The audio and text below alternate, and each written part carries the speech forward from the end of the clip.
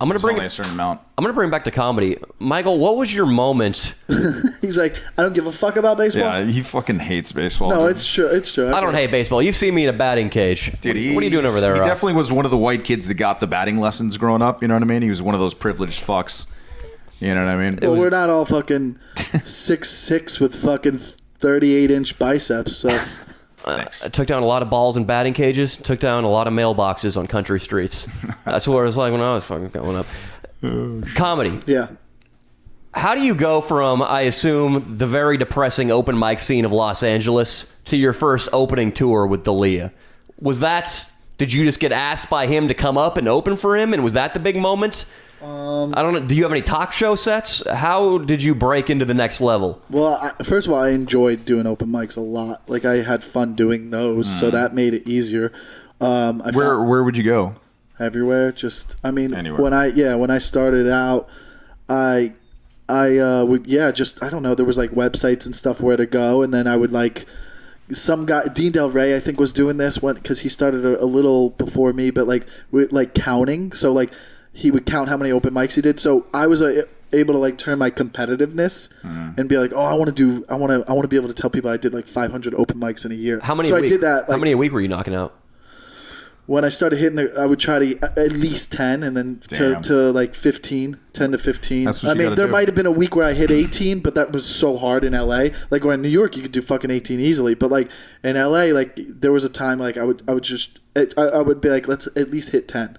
That was the number I wanted to hit, because LA's tough, you know, because it's so spread out, right. And then even if you do get up at one, you might not make the next one, and then you'll have a late one, whatever. and then so you're gonna have one mic where you're doing a set for 2 people. But at that point, you're like, it's just giving you thick skin. Open mics people in Los Angeles, they're not even comedy clubs sometimes. I did a couple in sandwich shops after hours. There's a spotlight. There's a miserable comedian running the thing who's slightly more experienced than the miserable comedians in the seats. Yeah. You get up there, you just do your material looking up at the ceiling because nobody's laughing at you. Everybody hates you. Everybody wants you to fail.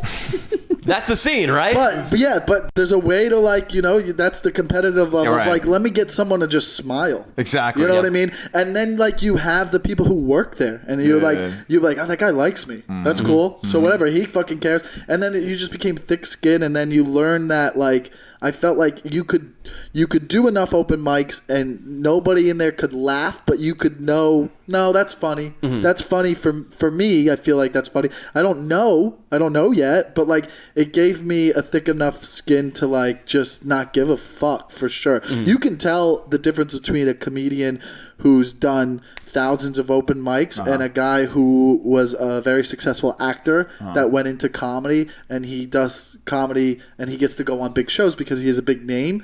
And you can be successful and do well, but there's something you can't fake.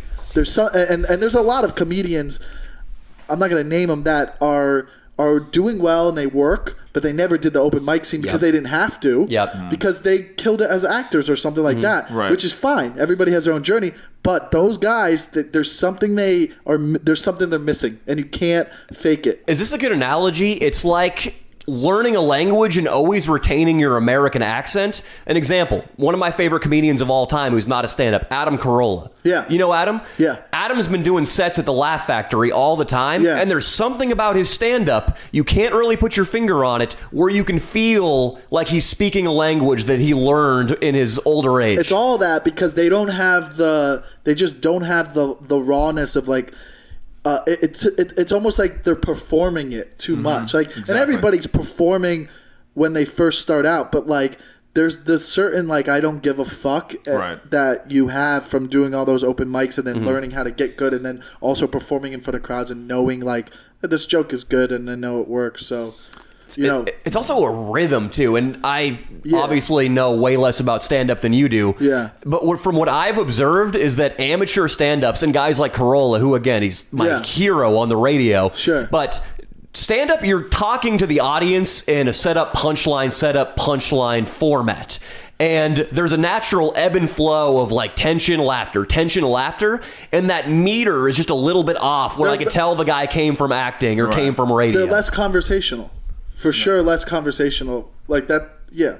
So they're more like scripted, stilted, and the conversational comfort you get from open mics helps you meet that format. I can't pinpoint it. It's just something you can't fake. Right. That's all I'm saying. But it's more like, I think that like you could throw them off with a heckler, and like maybe they'll deal with it and it will be fine.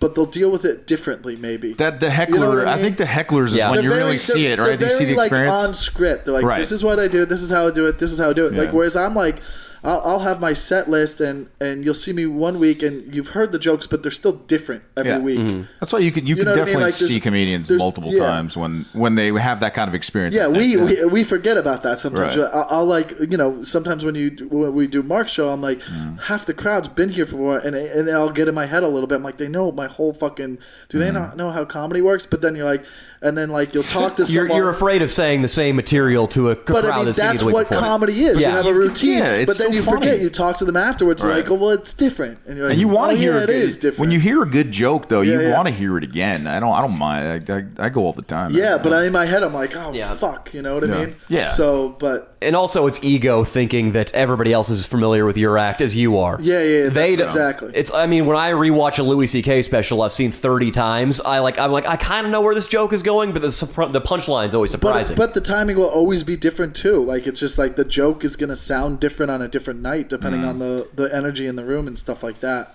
Why did we get into that? What was the fucking? I was asking you because for me as a YouTuber, I can pinpoint 3 moments where my career went from nothing to something to a respectable career.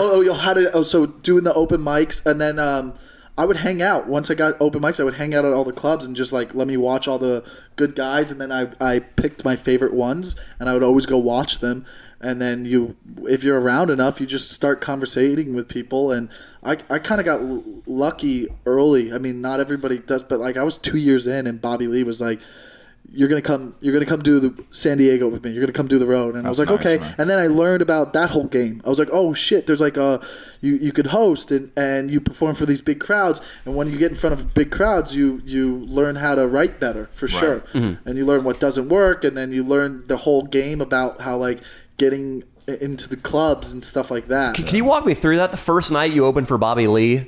So you're going from little tiny showcase shows where it's like you sold whatever tickets the audience is. Like those are your friends or the other comedians' Your first friends. shows you're getting on are like bar shows or something like that. You're getting in like little bar shows, and like your buddy's like, yeah, and you're asking. Nobody's asking you to go on them. You have to in the beginning. You're like, hey, can I do your show? And they're like, fine. They like you, or they're your friend. I started a show. That's like the best way to do it. Is you start a show in a bar, and it's never good, but you host it, and then you're on, and then like ask other bar shows. You're like, some like Jay Davis had a bar show at the Parlor, and I would cold open it. You know, you'll go up once your skin's thick. You'll go up anywhere, but you're doing bar shows.